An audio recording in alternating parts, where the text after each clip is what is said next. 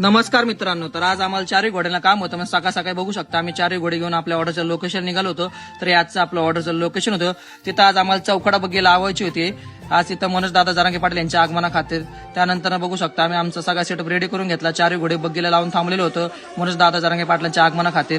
त्यानंतर फायनली आपलं मनोज दादा जरांगे पाटलांचं आगमन झालं. त्यांना बग्गीमध्ये बसून घेतलं आणि तिथून पुढे आमचं काम सुरू झालं. तर आज आम्हाला स्पेशल एंट्रीचं काम होतं त्यांच्या.